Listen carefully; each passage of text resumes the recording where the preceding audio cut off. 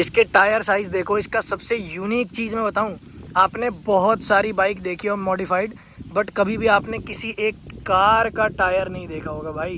Car के alloy wheels लगे हैं इसके अंदर में,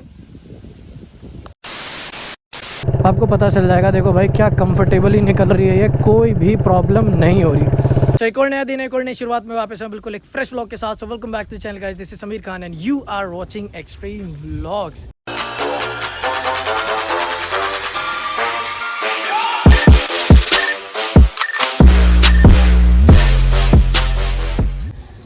सो दोस्तों, बहुत दिन बाद मैं अपने चैनल पे एक मॉडिफिकेशन वीडियो लेके आने वाला हूँ। तो भाई जो भी मेरे नए सब्सक्राइबर हैं उनको हाल फिलहाल वो मेरे डेली व्लॉग्स के चक्कर में जुड़े होंगे, बट उनको मैं बता दूँ कि मेरा जो चैनल है वो प्योर हार्डकोर बाइकिंग से रिलेटेड है। चाहे वो मोटर व्लॉगिंग हो, चाहे वो ट्रैवलिंग हो, और जो मेरा पर्सनल फेवरेट कंटेंट होता है वो होता है मॉडिफिकेशन का।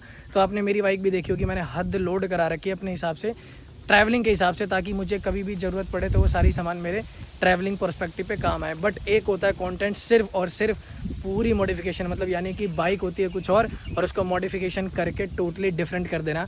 तो आज ऐसी एक मैं बाइक लेके आया हूँ जो कि आपने थंबनेल में देख लिया होगा। एंड ट्रस्ट मी भाई, ये ना कमाल की प्रोजेक्ट है। हालांकि ये अनफिनिश्ड है, अभी इसके अंदर बहुत सारा काम बाकी है, बट जो इसका ओनर है मैंने उससे बहुत ज़िद किया। मैंने कहा नहीं भाई, ये ऐसे भी बहुत अच्छी लग रही है, तो मुझे इसके ऊपर में वीडियो बनाना ही बनाना है। जब ये फिनिश हो जाएगी बेशक इसका दूसरा प्रोजेक्ट बना देंगे या दूसरा वीडियो बना देंगे। तो अभी मैं आपको दिखाता हूँ बहुत ही ख़तरनाक बाइक। एंड गेस करना आप कि ये कौन सी बाइक होगी, क्योंकि मैं बिल्कुल वीडियो के एंड में बताऊँगा आपको कि ये कौन सी बाइक है और इसको बना के कैसा हमने बना दिया है। मतलब मैंने तो नहीं, मतलब जो मेरा दोस्त है पवन, उसने। सो दोस्तों, ये है हमारे पास में बाइक जिसके बारे में बात करा था। वैसे तो ये अभी अनफिनिश्ड है, इसके अंदर बहुत सारा काम होना बाकी है, बट सिर्फ आप अभी देखो यार, गंदी होने के बावजूद भी ये कितनी खतरनाक लग रही है। एक बार में ना तो मैं भी नहीं पहचान पाया था भाई कि ये कौन सी बाइक है ओरिजिनल। इसके टायर साइज़ देखो। इसका सबसे यूनिक चीज़ मैं बताऊँ, आपने बहुत सारी बाइक देखी हो मॉडिफाइड, बट कभी भी आपने किसी एक कार का टायर नहीं देखा होगा भाई। कार के अलॉय व्हील्स लगे हैं इसके अंदर में। तो भाई ये है बाइक आपके सामने, और भाई क्या कमाल लग रही है। अनफिनिश्ड प्रोजेक्ट है ये, इसके अंदर में ज़्यादा भी काम हुआ नहीं है, बट ये बेसिक काम भी इतना ज़्यादा इसके अंदर में टाइम लगा है ना। पूरी बाइक को बनने के अंदर में 2 से ढाई महीने का टाइम लग गया है, बट इसके अंदर में जो फिनिशिंग है और जो इसका काम है ना भाई, वो बहुत तसल्ली से किया हुआ है।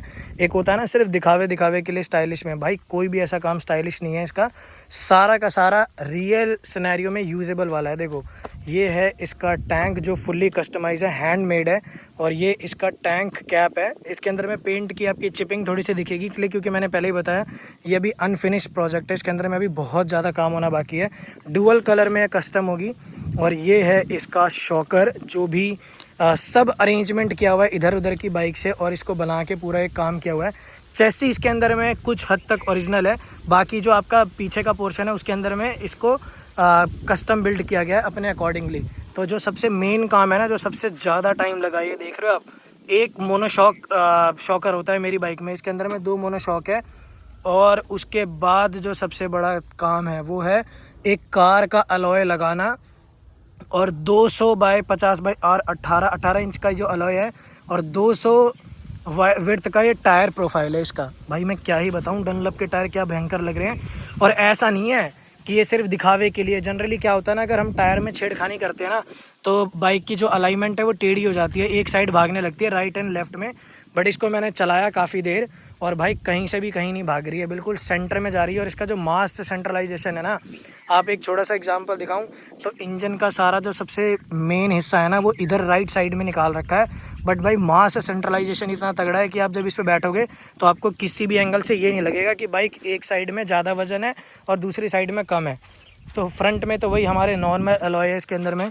और अभी तक आपको पता चली गई होगी कि ये काम सिर्फ और सिर्फ बुलेट के ऊपर में ही हो सकता है, बट ये सारा काम देखो आप। इसके अंदर में कस्टम मेड हेडलाइट है जो कि हार्ली से इंस्पायर्ड है। ये फैट बॉब का इंस्पायर लेके बनाया गया है।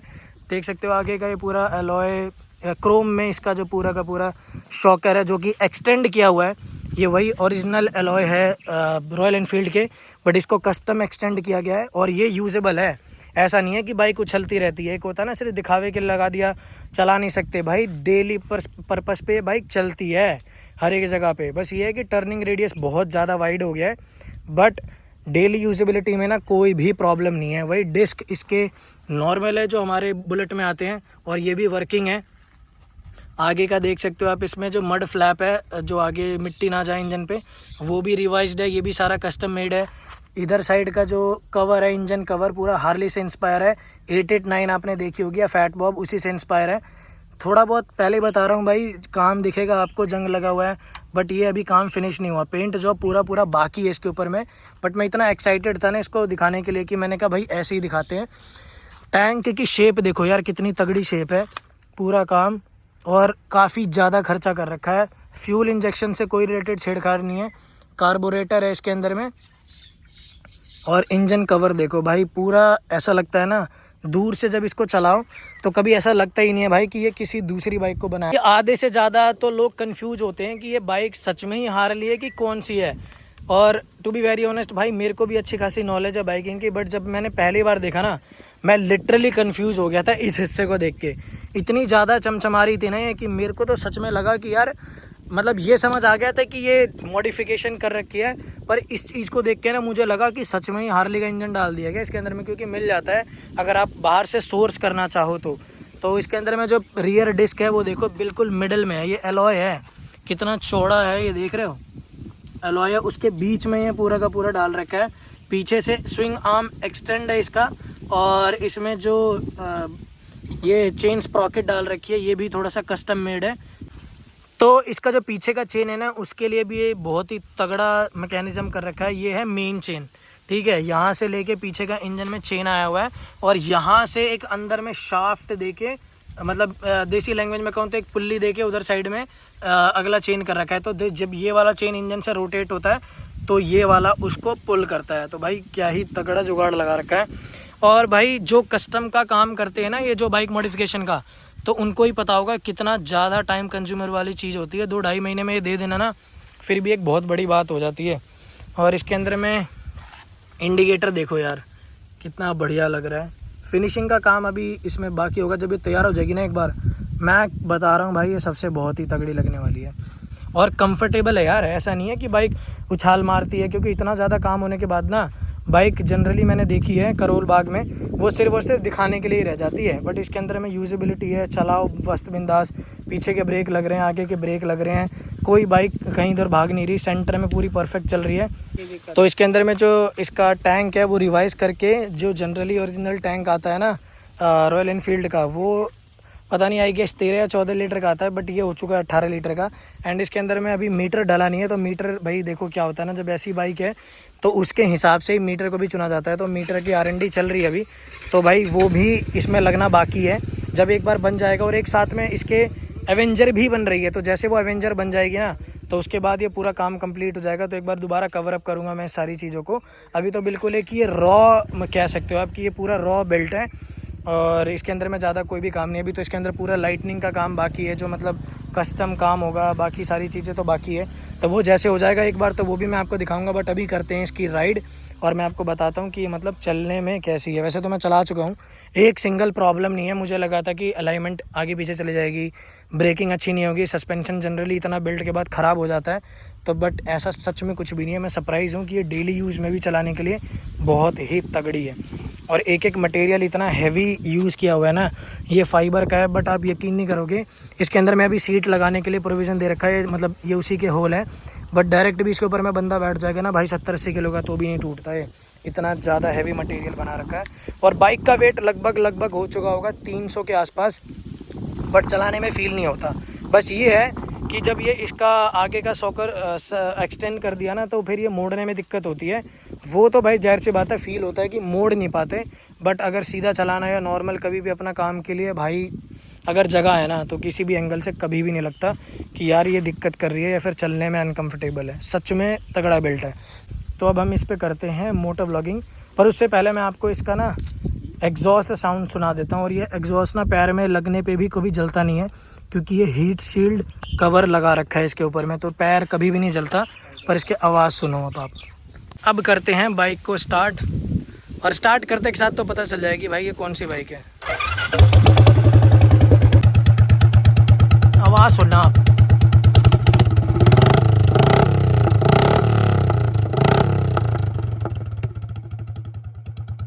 भाई वही डुक डुक की आवाज़ क्या मस्त लग रही है। तो अब इसको हम चलाते हैं।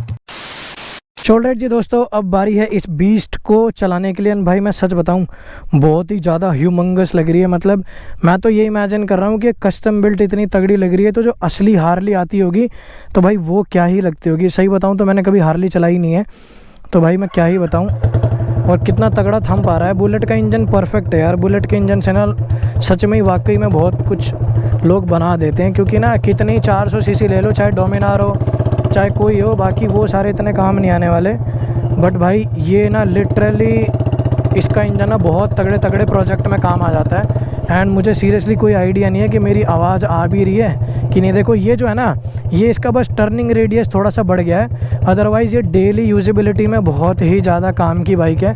तो अभी मेरे साथ में पीछे बैठेगा पवन का भाई, जो कि इस बिल्ट का पूरा हकदार है। तो उसने बोला कि मैं नहीं आऊँगा, actually he is a camera shy.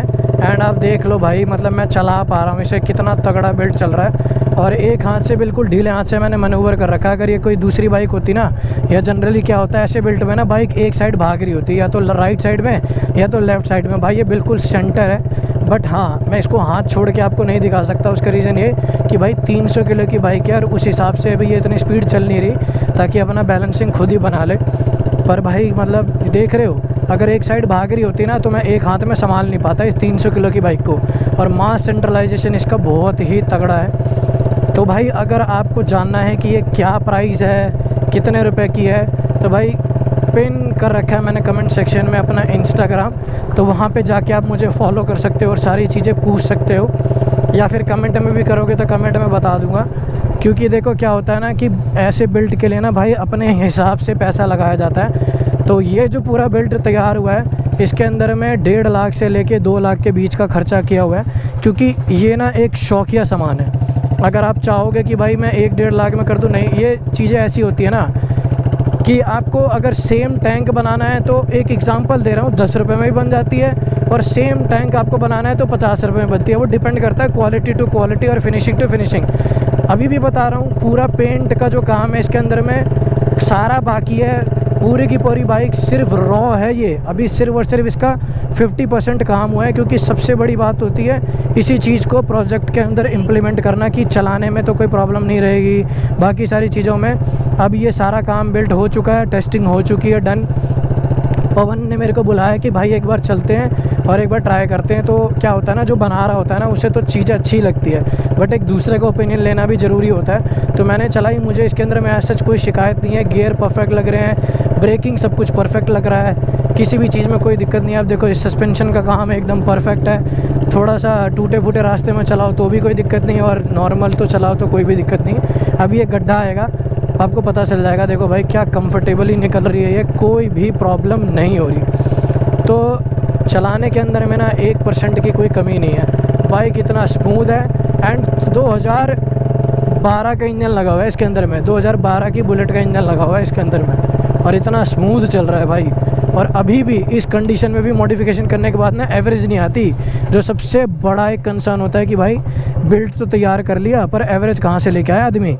भाई इसके अंदर में अभी भी 30+ की एवरेज आ रही है। बस ये है कि टर्निंग रेडियस बहुत ज़्यादा बढ़ गई है, जो कि जाहिर सी बात है भाई, अगर इतना बिल्ट ले रहे हो तो बढ़ेगा ही बढ़ेगा।